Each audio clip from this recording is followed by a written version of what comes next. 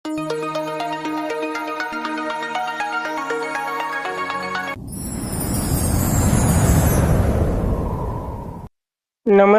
ગુજરાતના અધિકારી મિત્રો, આજે આપણે 5 ફેબ્રુઆરી 2026 નું મોસ્ટ ઇમ્પોર્ટન્ટ કરંટ અફેર સાથે સાથે જીકે અને જીએસ વિશે ચર્ચા કરવાના છે.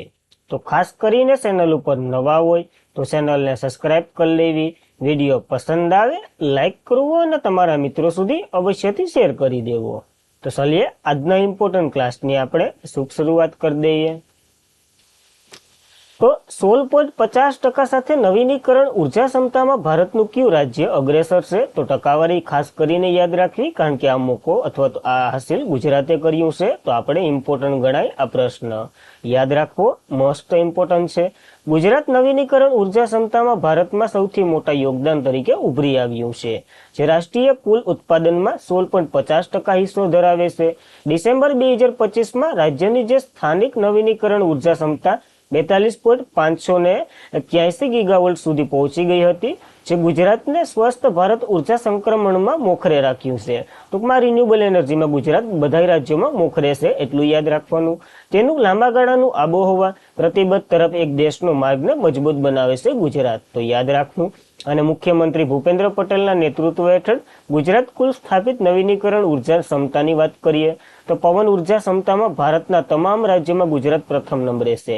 તો પવન ઉર્જામાં આપણે પ્રથમ નંબરે છે, જ્યારે સૌર ઉર્જા ક્ષમતામાં બીજા ક્રમે છે. તો બંને ક્રમો યાદ રાખવા. ગુજરાત પ્રથમ તો છે, તો કઈ ઉર્જામાં? તો પવન ઉર્જામાં પ્રથમ નંબરે અને સૌર ઉર્જામાં બીજા ક્રમે છે. ગુજરાતે 2030 સુધી 105 ગીગાવોલ્ટ નવીનીકરણ ક્ષમતાનું લક્ષ્ય પર રાખેલું છે. આ ઉર્જા ઉત્પાદન કરવાનું એ આપણે ભણી ચૂક્યા છે, તો યાદ આવવું જોઈએ. અને ગુજરાતના ખાવડા, જે વિશ્વનો સૌથી મોટો નવીનીકરણ ઉર્જા પાક આકાર લઈ રહ્યો છે, તો ખાવડા ક્યાં આવેલો છે, કયા જિલ્લામાં, એ તમારે કોમેન્ટ કરવાનું છે. આઈ થિંક બધાને આવડતું જ હશે, પણ કોઈ કોમેન્ટ નહીં કરે, જોઈ લેવું તમારે. ત્યારબાદ ડોક્ટર જીતેન્દ્રસિંહે કયા શહેરમાં 32 કરોડ રૂપિયાના SISSIRNIO ના આધારિત પ્રાદેશિક કેન્દ્રનું ઉદ્ઘાટન કર્યું છે? તો વિશાખાપટ્ટનમમાં ઉદ્ઘાટન કર્યું છે. ખાસ કરીને જે કિનારાના છે ને, એને બહુ ફાયદો થાય. તો ડોક્ટર જીતેન્દ્રસિંહે વિશાખાપટ્ટનમ ખાતે 32 કરોડ રૂપિયાનું NIO કિનારા આધારિત પ્રાદેશિક કેન્દ્રનું ઉદ્ઘાટન કર્યું છે. કેન્દ્રીય વિજ્ઞાન અને ટેકનોલોજી મંત્રાલય પૃથ્વી વિજ્ઞાન રાજ્યમંત્રી સ્વતંત્ર હવાલો ધરાવે છે, આપણને ખબર છે. જીતેન્દ્રસિંહ આજે CSIR આની વાત કરીએ, council of technical and industry research, એનું ફૂલ ફોર્મ થાય છે. ઇન્ડસ્ટ્રીયલ ઓફ ઓનોગ્રાફી, એને NIO કહેવામાં આવે છે. એ પ્રાદેશિક કેન્દ્રનું ઉદ્ઘાટન કર્યું છે. આ કિનારા આધારિત પ્રયોગશાળાનું ઉદ્ઘાટન કર્યું અને આ ડબલ એન્જિન ગવર્નર ઇન્ડેક્સનું સ્પષ્ટ કર્યું. ટૂંકમાં કિનારે જે વિવિધ આબોહવાની પરિવર્તન થતી હોય ને, એ આનાથી પ્રભાવિત થશે એવું કહી શકો. CSIR ની વાત કરીએ, council of technical and industrial research, એનું ફૂલ ફોર્મ થાય છે, જેના વડા PM પોતે હોદ્દાની રૂએ હોય છે. તો આ સંસ્થા મહત્વની છે. અને ડીજી નલ્લાથાંબી કલાઈ સેલવી છે, તો એ પણ યાદ રાખવું. હવે આના જ અંતર્ગત ઘણા રાજ્યોમાં અથવા તો ઘણા શહેરોમાં NIO કામ કરતા હોય, જેમ કે નેશનલ ઇન્સ્ટિટ્યુશન ઓફ ઓશિયોનોગ્રાફી, એવા કાર્ય કરતા હોય છે. એમાંથી જ એક કાર્ય વિશાખાપટ્ટનમમાં કરી રહ્યું છે, એ કેન્દ્રનું ઉદ્ઘાટન કર્યું છે. આની સ્થાપના 1 જાન્યુઆરી 1966માં થઈ હતી. ક્યાં? તો કે ગોવા ખાતે થઈ હતી. મહત્વ ધરાવે છે. તે સમુદ્રશાસ્ત્ર સંબંધિત ક્ષેત્રોનું સંશોધન કરે, તેના નવા કિનારા આધારિત પ્રાદેશિક કેન્દ્રનું ઉદ્ઘાટન કરે. અને આપણા કેન્દ્રીય મંત્રી જીતેન્દ્રસિંહ છે ને, એના દ્વારા આનું ઉદ્ઘાટન કરવામાં આવ્યું છે તાજેતરમાં જ, ને આ બધી કાર્ય કરવાનું છે. આના ઉદ્દેશ્યની વાત કરીએ, બંગાળની ખાડીમાં દરિયાના સંશોધન, જેમ કે તેલ, ગેસ, ખનિજ વગેરેની શોધખોળમાં મદદ કરે છે. તો ખાસ મહત્વનું કેન્દ્ર ધરાવે છે. વિજ્ઞાન અને પૃથ્વી મંત્રાલય છે ને, સ્વાતંત્ર્ય હવાલો ધરાવે જીતેન્દ્રસિંહ, એના દ્વારા ઉદ્ઘાટન થયું છે વિશાખાપટ્ટનમમાં. તો આપણને યાદ રહેવું જોઈએ, ઇમ્પોર્ટન્ટ ધરાવે. ત્યારબાદ તાજેતરમાં જ ક્યાં ભારતીય મૂળના વૈજ્ઞાનિકને 2026નો ક્રેફોર્ડ પુરસ્કાર મળ્યો છે? તો વીરભદ્રન રામાનાથને આ એવોર્ડ મળ્યો છે. ખાસ મહત્વ ધરાવે છે. આની શોધખોળ માટે આને એવોર્ડ મળ્યો છે. તો ભારતીય મૂળના વૈજ્ઞાનિક વીરભદ્ર રામાનાથ, જે ભૂસ્તરીય વૈજ્ઞાનિક નોબેલ તરીકે ઓળખાતો ક્રેફોર્ડ પુરસ્કાર જીતી આવ્યા છે. અને તે દાયકાઓ સુધી સંશોધન અને જે વિશ્વની આબોહવા પરિવર્તનને સમજવાના વલણને મૂળભૂત રીતે બદલી નાખ્યું અને એને આ એવોર્ડ મળ્યો છે. ઔદ્યોગિક વાયુ તાપમાનના પ્રભાવિતની શોધથી લઈ અને વૈશ્વિક પર્યાવરણીય નીતિને આકાર આપી રહ્યા છે. અને તેના કાર્ય વિજ્ઞાન અને સમાજ બંનેથી પ્રભાવિત છે. તો અહીંયા શું કર્યું હતું તો ક્લોરોફ્લોરોકાર્બન, તમે પર્યાવરણમાં સાંભળ્યું જ હશે આનું નામ, મોટી માત્રામાં ગરમી શોષી લઈને એ આભાએ સાબિત કર્યું હતું વીરભદ્રએ. તો ખાસ ઇમ્પોર્ટન્ટ ધરાવે. અને આ સંશોધન પાત્ર તેમને જણાવ્યું હતું ક્લોરોફ્લોરોકાર્બન એક પરમાણુ પૃથ્વી કાર્બન ડાયોક્સાઇડ કરતો 1000 ગણો વધુ ગરમી શોષી લે છે. એટલે ગ્રીન હાઉસ ગેસ છે. આપણે ખબર છે ને એસીમાં જો ઓલું શું કહેવાય, આ કાર્બન ડાયોક્સાઇડ થી બનતા જે ગેસોની બદલે આપણે આ ક્લોરોફ્લોરોકાર્બન વાપરવાની શરૂઆત કરી હતી. પછી ખબર પડી કે ક્લોરોફ્લોરોકાર્બન તો ગ્રીન હાઉસ ગેસ છે અને એ બધી આના સાથે સંકળાયેલું છે. ડાયોક્સાઇડ કરતા 1000 ગણો વધારે ગરમી શોષી લે છે. અને આ વૈજ્ઞાનિક પુરાવા મોન્ટ્રીયલ પ્રોટોકોલ થયો હતો ને 1987માં એને આકાર આપ્યો હતો. અને આમ ભાઈની મુખ્ય ભૂમિકા હતી એ મોન્ટ્રીયલ પ્રોટોકોલમાં પણ. તો ખાસ ઇમ્પોર્ટન્ટ ધરાવે એના માટે જ એને આ એવોર્ડ મળ્યો છે. તો આપણને એક નામ યાદ રાખવું. જ્યારે ક્લાઇવેટ એવોર્ડની વાત કરીએ 1980માં આની રચના થઈ હતી. આના સ્થાપક પોગ્લેસ્કાર્ડ અને અન્ના રોટા કેમ્પ છે. તો ખાસ નામો પૂછાઈ શકે તો આપણને યાદ રાખવા. ત્યારબાદ તાજેતરમાં જ કયા રાજ્યના થાઈપુસમ તહેવારની શરૂઆત થઈ છે તો તમિલનાડુમાં મહત્વનો એક તહેવાર છે જે ભગવાન મુરુગન એટલે કે કાર્તિકેયને સમર્પિત છે. કાર્તિકેય કોણ હતા તો સતી, માતા સતી અને શ્રી શિવના પંચ એટલે કે પુત્ર. તો થાઈપુસમ એ મહત્વપૂર્ણ તહેવાર યુદ્ધ, વિજય અને શરણાર્થી દેવતા ભગવાન કાર્તિકેયને સમર્પિત છે. તમિલનાડુના કેલેન્ડર મુજબ થાઈપુસમ મુખ્યત્વે થાઈ મહિનાના પૂર્ણિમાના દિવસે ઉજવવામાં આવે છે. આ વર્ષે થાઈપુસમ 1 ફેબ્રુઆરી 2026ના રોજ ઉજવવામાં આવી રહ્યો છે. તમિલનાડુ કેલેન્ડર પૂનમ નક્ષત્રના સુસંગત કરે છે આ. અને પ્રસંગે ભક્ત દ્વારા રજૂ કરાતા નૃત્યને કાવેડિયાન્ટમ કહેવામાં આવે છે. તો આના એક નૃત્ય પણ ભજવવામાં આવે છે અને એનું નામ પણ છે કાવેડિયાન્ટમ. તો યાદ રાખવું. હવે આ દિવસ દેવતાઓમાં જે સેનાપતિ રહ્યા હતા ને ભગવાન મુરુગન, ખબર છે કયા રાક્ષસને મારવા તો જોઈએ તો તેને અત્યંત શક્તિશાળી યોદ્ધા અને દેવી તરીકે જાણીતા ભગવાન શિવ અને દેવી પાર્વતીના પુત્ર દેવી પાર્વતી ભગવાન મુરુગનને રાક્ષસ શૂર્પણખને હરાવવા માટે એક દિવ્ય વેલ એટલે કે ભાલું આપ્યું હતું. અને એ ભાલાને જ અહીંથી જ્યારે હત્યા કરી હતી ને શૂર્પણખની, એને જ માનમાં આ દિવસ ઉજવવામાં આવે છે. તો ઘણા ખરા ઇતિહાસ સાથે સંકળાયેલો છે. તો આપણને તો એટલું જ યાદ રાખવાનું, થાઈપુસમ ક્યાં ઉજવવામાં આવે છે તો તમિલનાડુમાં ઉજવવામાં આવે છે. બસ ખાલી એટલું યાદ રાખો એટલે ઘણું છે. ત્યારબાદ પ્રો રેસલિંગ લીગ 2026ની 5મી આવૃત્તિ ક્યાં યોજાઈ રહી છે તો નોઈડા ખાતે આની આયોજન અથવા તો સમાપ્ત થઈ ગઈ છે. ઇમ્પોર્ટન્ટ ધરાવે છે. તો પ્રો રેસલિંગ લીગ 2026 5મી આવૃત્તિ 11 જાન્યુઆરીથી 1 ફેબ્રુઆરી 2026 દરમિયાન ફાઇનલ નોઈડાનું જે ઇન્ડોર સ્ટેડિયમ છે ને અહીંયા રમાઈ હતી. પ્રો રેસલિંગ લીગ 2026 અંત ખૂબ જ નાટકીય રીતે, કારણ કે હરિયાણા થંડર્સ જીત્યું છે. હાર્યું કોણ? દિલ્હી દંગલ્સને હરાવ્યું છે. તો ખાસ બે મહત્વના ફેક્ટો યાદ રાખવા. પ્લેયર ઓફ ધ મંથ તરીકે નેહા સાંગવાન જે હરિયાણાના થંડર્સ એટલે કે એના ખેલાડી છે. ફાઇનલ ઓફ ધ મેચ તરીકે રોનક જે દિલ્હી દંગલના ખેલાડી છે. એમ્પિરિયલ પ્લેયર ઓફ ધ મેચ તરીકે અક્ષય ઢેર જે ખાસ કરીને કોઈના ખેલાડી નથી એમ યાદ રાખવું. પેલી આવૃત્તિ ઇમ્પોર્ટન્ટ બને 2015માં મુંબઈ ગરુડ જીત્યું હતું. ખાસ ઇમ્પોર્ટન્ટ ધરાવે છે. 2015માં યોજાઈ હતી અને મુંબઈ ગરુડ આમાં જીત્યું હતું. એ યાદ રાખવું. રેસલિંગ ફેડરેશન ઓફ ઇન્ડિયા દ્વારાનું આયોજન થાય છે જેની રચના 1967માં થઈ હતી. હેડક્વાર્ટર નવી દિલ્હીમાં છે. પ્રમુખ તો કે સંજય સિંહ છે. તો આ મહત્વની એક રેસલિંગ આપણને યાદ રહેવી જોઈએ કારણ કે ભારતમાં રમાઈ હતી. ત્યારબાદ ક્યુ એરપોર્ટ હાઇડ્રોજન સંચાલિત બસના કાફલો ધરાવતું દેશનું પ્રથમ એરપોર્ટ બનવાનું છે.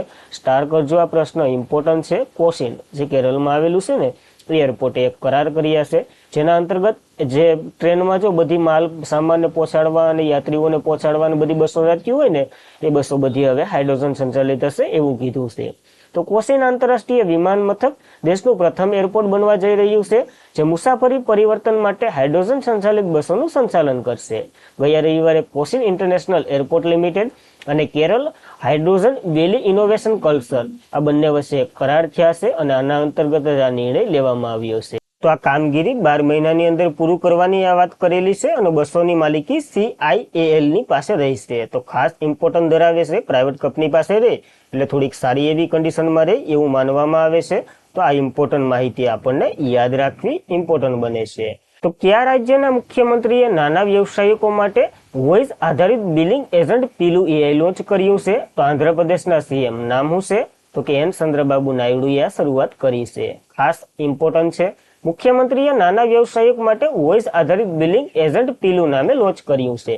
ઇમ્પોર્ટન્ટ શા માટે બને તો કે આ જો નાના એજન્ટ હોય ને એને કંઈ જ્ઞાન જ્ઞાન હોય નહીં, કારણ કે મોબાઈલમાં જો બધી થાય, હવે આ ડાઉનલોડ કરી લે તો આ વોઇસ આધારિત એ કહી દે કે ભાઈ આનું એટલાનું બિલિંગ બનાવી દે તો આ બનાવી દે. એના માટેનું છે તો પીલું એઆઈ નામ યાદ રાખવું. કોઈ પણ ટેકનિકલ જ્ઞાનની જરૂર નથી આમાં, ફક્ત તેની વાતચીત કરી શકે, એટલે કે એ વોઇસ આધારિત એઆઈ એકાઉન્ટન્ટ એપ્લિકેશન હશે.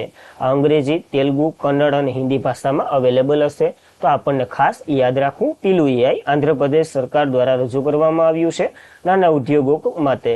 જે ભણવાની પણ એને જરૂર ન હોય, એટલે ભણ્યા ન હોય એને ભણવાની તો જરૂર છે જ.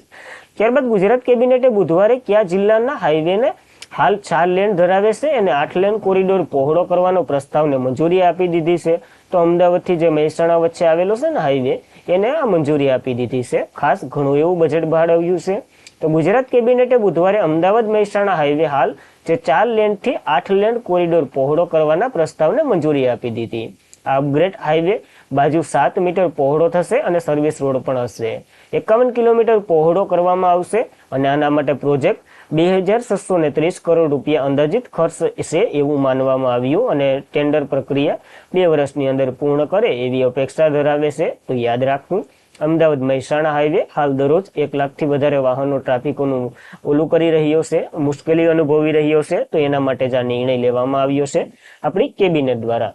તો ખાસ યાદ રાખવું, આ મહત્વનો એક નિર્ણય, બજેટ વધારે ફાળવ્યું ને એટલે.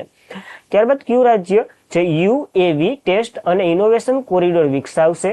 તો ઓડિશા વિકસાવવાનું છે. હવે આ ટેસ્ટ શું છે તો કે ડ્રોનની જે ટેસ્ટ લેવામાં આવે ને, ડ્રોન આવી રીતના ઉડે, આવી રીતના એ બધી ટેસ્ટની પ્રક્રિયામાંથી ડ્રોન પાસ થાય ને એના માટેની એક ટેસ્ટ હોય જેને યુએવી ટેસ્ટ કહેવામાં આવે છે. ખાલી એટલું જ યાદ રાખો. તો ઓડિશાએ રંગાલુન ખાતે રાષ્ટ્રીય યુવી ટેસ્ટ ઇનોવેશન કોરિડોર સ્થાપિત કરવાની યોજના ધરાવે છે. ભારત સરકાર ડ્રોન અદ્યતન ગતિશક્તિ ઇકોસિસ્ટમને એક મુખ્ય સીમાસીન છે. આ પહેલનું અનાવરણ હૈદરાબાદમાં જે વિંગ્સ ઇન્ડિયા 2026 શરૂ છે ને એના દ્વારા કરવામાં આવ્યું છે. શા માટે તો કે હૈદરાબાદમાં ચાલી રહી છે વિંગ્સ ઇન્ડિયા 2026. એવું નક્કી કરવામાં આવ્યું ડ્રોનનું પરીક્ષણ બંધ રૂમમાં જ નહીં પરંતુ વાસ્તવિક પરિસ્થિતિમાં બહાર કરવામાં આવે. વાસ્તવિક પરિસ્થિતિ એટલે કે જો ડ્રોનને જે પ્રક્રિયા કરવાની હોય એવી પરિસ્થિતિ રચના કરવામાં આવશે અને પછી અહીંયા ઉડાડવામાં આવશે. તો કેવી રીતના એ કાર્ય કરે એવી બધી માહિતી મળે. તો એના માટેની આ છે એક મહત્વની યોજના ઓડિશા બનાવી રહ્યું છે. તો યાદ રાખવું. ત્યારબાદ 13મો ભારત અને કયા દેશ વચ્ચે યોજાતો સંયુક્ત લશ્કરી અભ્યાસ ખંજર આસામમાં યોજાઈ રહ્યો છે? તો કિર્ગિસ્તાન વચ્ચે યોજાય. ભારત અને કિર્ગિસ્તાન ઇમ્પોર્ટન્ટ છે. તો યાદ રાખવું. 4 થી 17 ફેબ્રુઆરી 2026 દરમિયાન સંયુક્ત લશ્કરી કવાયત ખંજરની 13મી આવૃત્તિ જે મિસામારી ખાતે એટલે કે આસામના મિસામારી ખાતે યોજાઈ રહ્યો છે. આ કવાયત આતંકવાદ વિરુદ્ધ, શહેરી યુદ્ધ અને આધુનિક લડાઈ પડકારો તાલીમ આપવા માટે બંધ બેસશે. 2 દેશો ભેગા થઈ અને પોતપોતાની શક્તિનો વાસ્તવિક ઉપયોગ કરશે. તો આ બધી એવી જ માહિતી છે. તો યાદ રાખવી. કિર્ગિસ્તાનની વાત કરી લઈએ. કેપિટલ બિશ્કેક છે. સલણ કિર્ગિઝ સોમ છે. તો ખાસ આ ઇમ્પોર્ટન્ટ બેઝિક માહિતી કિર્ગિસ્તાન વિશે આપણને યાદ રહેવી જોઈએ.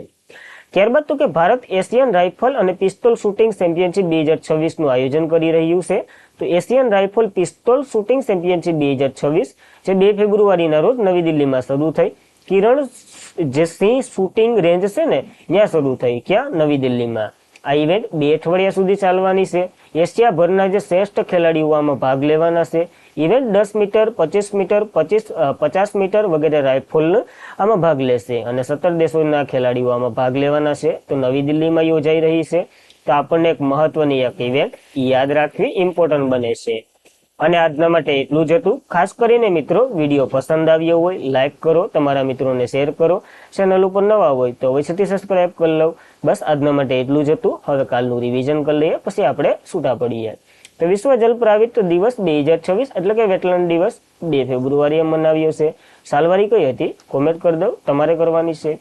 ગુરુ રવિદાસની કેટલામી જન્મ જયંતિ નિમિત્તે જલંધર આનંદપુર એરપોર્ટનું નામ બદલી ગુરુ રવિદાસના નામ પર રાખવામાં આવ્યું છે. 649મી જન્મ જયંતિ છે આ. ફેબ્રુઆરી 2026માં કયા રાજ્યમાં રણ ઉત્સવ શરૂઆત થઈ? તો રાજસ્થાનના કયા? જેસલમેરમાં થઈ. બિકાનેરમાં કયો ઉત્સવ હતો? કોમેન્ટ કરી દો. ઉભરતા ક્ષેત્ર ધિરાણ આપવા માટે કઈ બેંકે સક્ર સેન્ટર ઓફ ધ એક્સલન્સ શરૂ કર્યું છે? એસબીઆઈએ શરૂ કર્યું છે. ઉભરતા ક્ષેત્રની વાત કરેલી છે. ભારત સેના અને સીઆરપીએફ વચ્ચે રાજ્ય અગ્નિ પરીક્ષા સંયુક્ત કવાયત ક્યાં યોજાઈ રહી છે? અરુણાચલ પ્રદેશમાં 2 ફેઝમાં યોજાઈ હતી. યાદ રાખવી. તાજેતરમાં જ કોને 90 વર્ષની ઉંમરે પ્રથમ ગ્રેમી એવોર્ડથી સન્માનિત કરવામાં આવ્યા? તો દલાઈ લામાને આ એવોર્ડ મળ્યો છે, તો યાદ રાખવો. કયા રાજ્યના ઘેમાજી 10માં મિસિંગ યુવા મહોત્સવની શરૂઆત થઈ?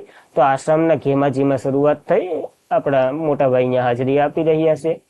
કયા રાજ્ય દેવિકા સિંહાગને Thailand master medal badminton world federation super 300 નું ટાઇટલ જીતી આવ્યા છે?